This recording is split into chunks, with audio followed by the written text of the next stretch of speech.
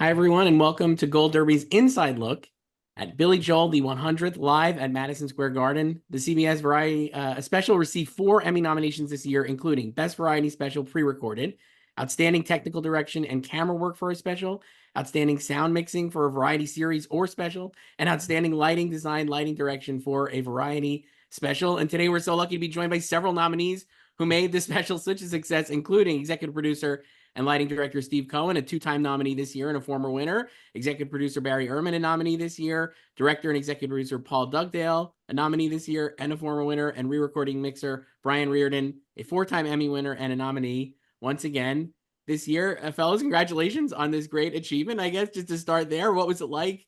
When you found out you were nominated and the special was so widely and well embraced by the Television Academy this year. Barry, I'd love to start with you. What was it like when you found out? It was really exciting. I was talking to Steve on the phone. I was on the Emmy website, hitting refresh every 2 minutes. And finally at 11:17, it came up that we were nominated for 4 Emmys. And I called back Steve immediately, and we were just, in heaven. It is such an honor. It was such a wonderful show. We are so proud of it, and we appreciate that everybody recognizes it. Of course, 2 minutes later, my wife screamed down the stairs that I had to take out the garbage. So so it was short-lived, but it was still fabulous. Oh, that's so great. Steve, how about you? What was your reaction I, to yeah, I mean, Yeah. it was, I was doing the same thing, and I'm watching the live feed, and they're going through all the names, and I got him on hold, Barry's on hold, and then for some reason, I disconnected both the feed. I don't know, my internet, it was like one of those great things, like the internet went down or something. 2 seconds later, I'm trying to scramble back on. He calls and he says, "We got it." And the phone jumped out of my hand. I'm, one of the most exciting days of my life, second only when I got my new puppy. But it was just, pretty pretty great. And that we got some categories that, some long time Billy Joel people like me. I've been with Billy 50 years. Brian Ruggles, who was part of the live sound producer with Brian Riordin, and he's been with Billy over 55 years. And then of course the special, Billy getting the nod. So it was like the old hands got recognized by the industry. It was really gratifying. I can't tell you. We're still buzzing from it.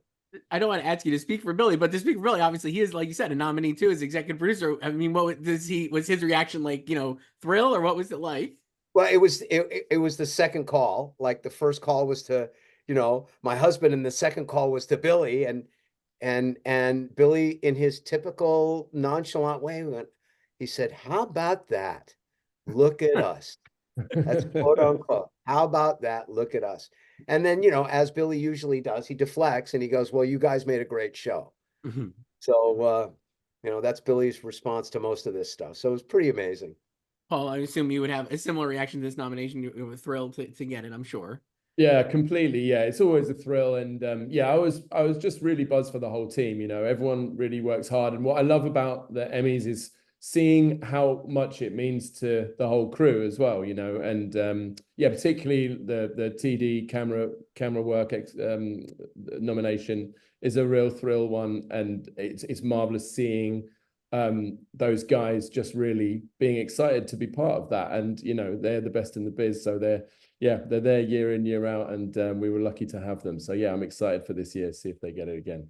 Yeah, and Brian, you've been nominated, I think, 24 times, it looks like, at least. And like we said, so many wins. Does it get, I guess it doesn't get old, I'm sure, to get nominated, but how did it feel this time? It doesn't get old, man. It's always just such an honor, and this one especially was especially special to me because Billy has been a childhood from the beginning of time, my number one musical. I'm just the biggest fan. That was my first concert I ever went to when I was 5. My dad took me every year, and I've seen him, just a ton of times, and know his catalog inside and out. So to be able to work on it and to be as proud of it as I was, and then to be able to receive the nomination was just sort of like, it hit really hard. It was great. Yeah, it's really great. It was my first concert too. I was much older than 5 though, but also it's great first concert for people out there. Billy Joel, Yeah. you can't beat it. I wanted to start with the Variety Special pre-record nomination. Obviously, it's classified there because it wasn't a live broadcast on CBS, but this is a live performance that there's no like second takes of, right? Like if it's the 100th show, there's not you can't like get another 100th show to do this. So I guess like just starting there, it like that seems like a very high degree of difficulty. So I guess just generally, how did you kind of approach this in terms of making sure everybody was on the same page behind the scenes to make sure this is going to hit the mark and be exactly kind of what it needs to be, Barry? I guess we could start with you, kind of like what was the approach there to make sure you're really nailing it, because you don't have a second take or a second day to go back and get Billy up on stage to redo something. Right. I mean, it starts with preparation, and we worked on this, and Paul is phenomenal, Steve is phenomenal. We worked out every detail, because you're right, we had one chance to get it right. We don't do retakes. He's not going to stop a song and restart it. We have to make sure that every piece of equipment, every person is prepared properly. We are not in a controlled environment such as, a scripted show on television. We have 18,000 people that we're contending with. And, we have to make sure everything's right. Paul is phenomenal in his preparation, his direction to the camera people, where everybody needs to be at every moment. I have fabulous technical directors that made sure we pre-tested every piece of equipment for weeks. We made sure everything was up and running and worked properly before it got to Madison Square Garden. But, we didn't have a best of. We couldn't fly in other songs from elsewhere. One shot to get it right, and we pulled it off. And that goes for the band as well. I mean, the band, could flub songs. It's a risk involved when you're doing live concert broadcasts, and everything was flawless. And we're so grateful for that. Yeah, Paul, how do you kind of approach that too? Like in terms of like preparing for this? I think I was looking it up. Like you're working, like you said, like MSG is like a living venue. I think the 2 days before maybe there was a Rangers game there. So you have like less than 48 hours basically from the end of that Rangers game to the start of this concert to get everything in place and everything set. Like that seems like a lot of pressure. And you obviously guys have pulled it off masterfully, but how do you get in there and how do you like wrap your head around how this is going to work? Yeah, totally. I mean, you have to have a lot of trust in the team. That's the key thing. You have to trust that everything is going to be ready in time for a start. And as you said, it was a really tight get in. We were really up against it. And yeah, no second chances. I think that's what made it kind of makes it super exhilarating when you're doing it. And also, you're really aware that the stakes are high. And there's also a kind of responsibility to get it right, because it's such a moment. And as you said, obviously it was like the 100th show, and it's a real one-off. So yeah, there's a responsibility from us and the whole team to kind of deliver in that moment. And so we can be match fit and we can do it obviously in the moment, but yeah, a lot of homework goes into it. Making sure that we are just super prepped, gone over all the songs. Everybody has a role for kind of every second of the concert. Everyone knows where they should be, right place at the right time kind of thing. And also just being ready to react to the unknown. There's a lot that's happening spontaneously in the moment. And I don't know, I mean, it's kind of what we do, but it's really fun. And this in particular was just such an energized show that, you're kind of just swept along with the wave, and you just got to, ride it, really seize that moment and see it through. And it was such a buzz to do it. You mentioned like that leaving room, like the spontaneity too. And like, obviously like this is like a live thing. So I'm sure there are parts in this that are not like if it was like in a vacuum, you maybe would have done differently, or things would have happened differently. Right. So you like leave that room for the living nature of the show and like the real live aspect of it. I guess like, is that, does that help it make you feel more tactile, or like, how did you guys kind of make sure like you're capturing those, like making sure it feels like live and like you're leaving in imperfections, let's say? Yeah, exactly. I mean, I think for us, for our sort of part of our approach was just making sure that our coverage was really strong. So we were able to react. What's really challenging about this show is that it's in the round as well. So there is no sort of back to the stage. It's open to the audience. Billy turns 360 degrees but doesn't ever tell anyone exactly when he's going to do it, when the piano is going to rotate. and he's controlling it himself. So yeah, it's kind of yeah, you're holding on to your hat as it's happening. But I think a lot of our homework went into camera placement, making sure that all of our angles were good, everything was clean, we had clean line of sight, and we were able to kind of draw connections between the players as well, find those relationships, make it feel warm, and make it feel like there's a good connection on stage, both between the musicians, but also between Billy and the musicians and the audience, which is really important. And obviously, you know, showing the venue as well, the sort of the iconic setting, the canvas that this took place on is another character in this film. And yeah, and so all of those things go into just getting it right one time, and yeah, with sort of no rehearsal, and yeah, a lot of kind of will and planning, but yeah, and just letting it happen, I guess, in front of our eyes a little bit. Barry, I think you had said that there were maybe 22 cinema cameras. Is that right, for this special that you guys used? We used 22 Arri cinema cameras. Wow. Arri Lexa 35s and mini LFs that I discussed with Paul and I, and Paul's favorite cameras and mine. We also had a tremendous amount of wonderful high-tech robotic cameras, rail cams. We had 8 of them side the stage in the audience. And we were able to get a spider cam into Madison Square Garden, which is very unique, especially in an arena, especially in a venue like Madison Square Garden, but we were able to pull it off. And that camera just made Madison Square Garden look, the grandeur of it, and also the intimacy. It showed a intimacy of Madison Square Garden that I've never seen before. So it was, we had all the high-tech toys. Really something. It's Steve, like we said, you've been with Billy for decades, right? You've done lighting for him for so long. Does the approach change at all for this show, knowing that it's going to be broadcast, or did you have to do anything different in your capacity here for this concert? Well, you know, television, you know, the camera doesn't see the way the eye sees. So you can never do a live show and expect it to, you know, read, you know, correctly on camera. It always needs modifications and adjustments. But what I found with this was, you know, it was truly a live show. I mean, at the end of the day, the reason it wasn't live was because we had to, you know, cut it into a time frame for network.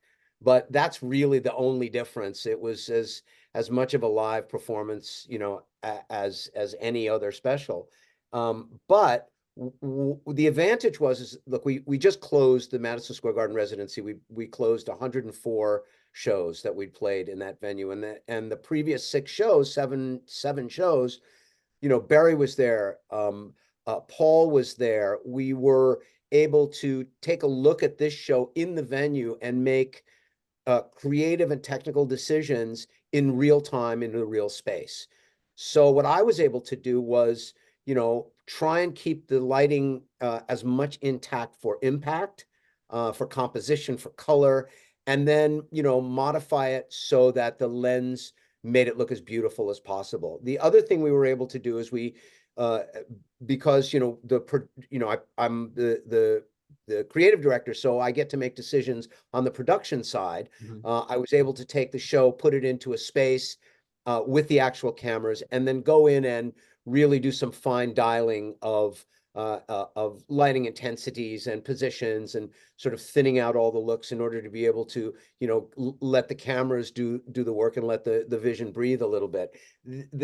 You know, so it was definitely lit for television. But what I found was, you know, the audience reaction to a lot of that stuff is baked into the lighting cues and is baked into a lot of that sort of energy. And to remove all of that stuff for the sake of the camera would have been detrimental to the audience response. So we tried to, and Barry was on me like tough on this, to try and retain, you know, as much of that authenticity and that excitement, so we get the audience reactions where we would get them. So you know, for me, it is the truest translation of a live show to television I have ever participated in, because of the time, the incredible equipment, Paul's vision, and the fact that we were in that space. So, you know, I'm very, I look at it, I was literally just looking at it before we were on, and I was like, it looks pretty good, and it lasts it lasts pretty good for me. And I've seen thousands of Billy Joel shows, so it was successful. It really does look amazing. I think Paul, you mentioned there too the intimacy of the show. Like there is such an intimacy to Billy's performances, even in a room of like 19,000 people, like Madison Square Garden. It feels like he's maybe singing to you individually, right? And I think that goes too with the audio mix, which I just think is incredible in the special as well. So, I mean, Brian, how do you kind of balance that, keeping the bigness of like the arena crowd and these huge like anthems that Billy has with that intimacy of just a guy at a piano playing these songs that like you would hear like at a local bar, maybe, right? Like that kind of thing. The way it's balanced so well, that's something that Billy's obviously done in his whole career. But to see that on TV like this, I was surprised it translated so well. And like I think that's a testament to your work here. Thank you. Yeah, I mean, that was one of the big challenges, was to really, exactly what you said, really capture the intimacy, but also capture the energy of the Garden in his residency, his hometown. You know, like that's everyone in that stadium knows, that arena knows every word to every song, and they're all, you know, locked arms and swaying and singing. And I mean, it's just it's a very magical place to see him. So trying to figure out, I mean, Paul and Stephen Barry and the editors, everyone did such a good job capturing it visually, with cutaways and lighting and all of it, that it was really a matter of that delicate balance between, you know, not opening up the crowd so much that it starts to sound really washy and too live, but also, you know, making sure that it sounds intimate and clean, but also that we have the energy of that room. The Garden has a very specific sound, and making that translate at home was definitely one of our sort of highest goals when we approached it. Yeah, it feels like that would be the biggest challenge. Like I've seen obviously like you just said, like I've seen shows in other like stadiums or other arenas or outdoor stadiums or concert venues. Nothing is like the Garden though, and like it seems like that would be very tricky to put together, right? Like to pull off for people who've been there, obviously, but also just to make it sound like it sound. I don't know. I just think it's like a great achievement that you're able to like balance it so well. It feels almost like it's almost intuitive to watch it. You're just like, oh, of course, but obviously so much went into making it sound like, oh, of course, that's exactly what it would sound like. Thank you. I appreciate it. And I have to say that Peter Gary and Phil Detalve on my team did an incredible job along with me, and it was a collaborative effort, and we're very proud of it. So I'm glad you felt the same. Yeah. Barry, how did you guys kind of decide too in terms of like the technical direction, like, and Paul, you as well, like where things are, again, speaking of like intuitive, when you're watching this special, like I've watched it a couple of times as well, like I think it's really good, but you know, it feels so like you're never like, oh, I'm surprised they went there, or like like this shot or this kind of sequence, or everything feels like very intuitive to me, or like just very natural as a viewer. And I think that's a testament to all your work there as well. How did you kind of guys decide, you know, where shots would be, or like how things would kind of look? And obviously that goes into the editing too, but like just in terms of like everything, the way the show is put together, it just feels exactly right. Like every time you want to see something, you see something, you know, that kind of thing. Oh, thanks, man. Well, I mean, is that right? I'll take this, Barry. Is that okay? Perfectly good. Yeah, I mean, I think like really the most important thing, and always the thing that we need to start with, is just to use the music as the roadmap. You know, the concert is our script, and we just got to stick to it and try to complement it. And because we know what is coming up, we can, you know, use the camera angles and subjects in our arsenal in order to enhance the moment. You know, that's all we want to do really, is exaggerate the emotion that is coming from the stage. And if we follow that as the roadmap, then we're always kind of going to be in the right place and, you know, showing the right things. I think with this, there was you know, you mentioned about Brian mixing the crowd, and including the crowd in this was a really big thing for us, because it was in the round. We saw lots of audience in the shots, but there's such a warmth, and you know, at any concert there's such a large amount of audience participation. It feels really warm in that room, and so finding areas where we really lean into that and really want to show that connection, and other times where we just want to go really intimate with Billy and just shrink it down to just the viewer and Billy in the moment. It's sort of, we just follow what's happening on stage, I guess. And to a certain extent, I suppose, follow the lighting as well. Steve is quite spatial and architectural in his lights often. And so if the lighting goes small, we know that's our cue to go small as well. So all the clues are there. It's just a matter of us really being sensitive to what's there and sensitive to the music and the moment and the emotion. And as long as we follow that, it should be hopefully easy, but it's not always. But yeah, it kind of just felt quite natural, a lot of it. As part of with technical direction, we had to cross the bridge between it being a concert and making it into a cinematic experience, which Paul excels at. We're not following around one person on a stage. We have a huge canvas to work from. The easy way is to pull up a broadcast truck and shoot it that way, but we really went the extra yards with the technical direction of the cinema cameras, which is a whole different ball of wax than a traditional broadcast shoot. We just wanted to make it the best cinematic concert experience as possible that plays into your home screen, because you're sitting there in a concert in a huge venue, but the end product is making somebody in their living room feel like they're part of it. And that's always the challenge in these of doing a concert production, and we achieve that. Definitely. Steve, what were you going to say? No, I was going to say, one of the things that I'm most happy and proud of in this is that we took extra pains to sort of protect the environment and protect the performance space for Bill, because he's very much a kinetic communicator up there, and he's as good as the audience, and he'll be the first one to tell you that, if you say it's a great show, the first thing he'll say to you is, no, it was a great audience. So what Barry and I started out in the inception, and then, when Paul jumped on, was to try and deploy cameras in a way where they were almost invisible to him, and they were unobtrusive to the audience. So basically it felt like a normal show. It didn't really, because there was extra stuff there, but for the most part, when Billy was sitting there, it didn't impede on the audience's communication and that communication between the two of them.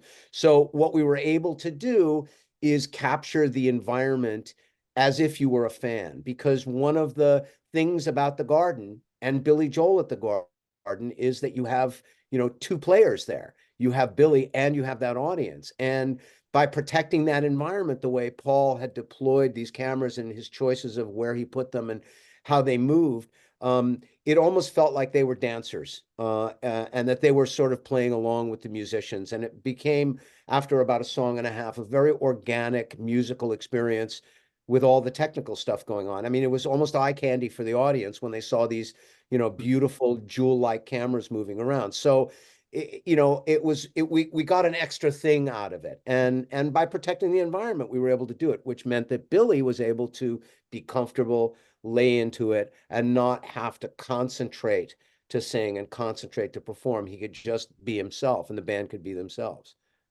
Was there a moment like where you guys all we're talking about this, it feels like a tightrope walk almost, right? Because like we said, there's no second chance, there's no second 100th show. So was there a moment where all of you were just like, did you breathe, was after the first song, or is it at the very end? When do you breathe a sigh of relief? Okay, this is working. This will work. This is going to be good. I know it's going to be good. Or is it just, did it never happen until until it's broadcast? When does that moment come? Barry, how about you? You're smiling. Well, I guess when I verified that all the footage existed, but you never stop worrying. I mean, we were in the midst of the show, and of course, my psychotic brain is always worried about cameras going down or issues which could happen. And thankfully, nothing went down. Everything was perfect. We didn't have, any jitters at all. But of course, I was up at, 4 o'clock the next morning, verifying every piece of footage made it to Los Angeles so we could start editing. So you never really relax, but I walked away knowing that we had something spectacular, and we did. Yeah. For me, I'll tell you, yeah. yeah, for me, I actually have a moment, and it was it was at the first verse of the first chorus of Innocent Man. Billy was standing downstage center. I had all the cameras up and I could see his close up, and I caught from him a sort of like his shoulders getting loose and sort of this comfort. And then he belted out the high note. And when he hit that first high note, I knew we were home free. I knew that we were off to the races, because that's always a little point of tension before the show, how his voice is going to handle.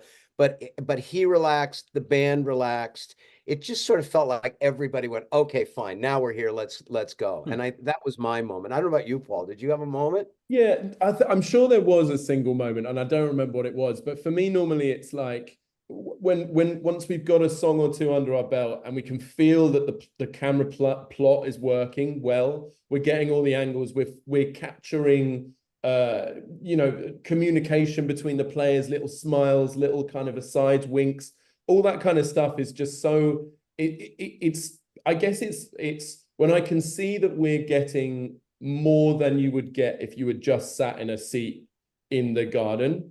And we're capturing lovely little sort of secret moments that you couldn't get any other way. And I can see those sort of all dropping into the basket, so to speak. Then I know that we're going to have something special. And so, yeah, it takes, a couple of songs, and it certainly had it. There was a moment on this where it was just like, it's really working and this is going to be a great show. Also, to add to what we said earlier, you need a good audience. And I don't think it was ever in any doubt that it was going to be an amazing audience on that evening. It was such a big landmark moment. But we were really lucky. It was so warm, so loud, like they were amazing. And, and that was kind of the cherry on the cake. You get this fusion of energy in that space that, is just an amazing, beautiful gift to capture. Steve, is that one of the best audiences you've seen for Billy? Or, I mean, can you rank the audiences? It was pretty good. I mean, they were ramping up because the end of the run was coming. And you could tell there was more excitement as we got closer to the end of the run. And, people were excited to be part of capturing this for posterity. There was definitely that energy, but it was strong. It was a very strong audience. And I think that they were, I think that the better the audience is, the easier it is for him to sing and for the band to perform. And they sort of lifted him, and then he started to grow, broader. And it was a real kinetic affair. But Brian, you mentioned, go ahead. I wanted to talk about sound for a second, because it's, I've mentioned before about the audio getting a nod. And for me, being with Billy all of these years, Brian Ruggles, who is the live sound engineer, who's done, every show with Billy. Our nicknames were Dr. Sound and Dr. Lights for years. And what I was really gratified was to see how he and Brian worked to, basically we sit in the middle of the room, and they were able to convey on screen what it sounded like when we were in the middle of the room.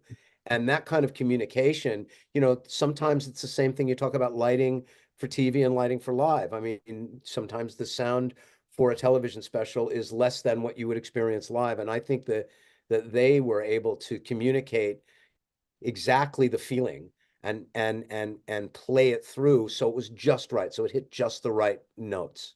Steve, do you have? It's like you have my notes right here. Brian, how was that like for you to collaborate with Brian and like kind of make that connection and make that bridge really connect?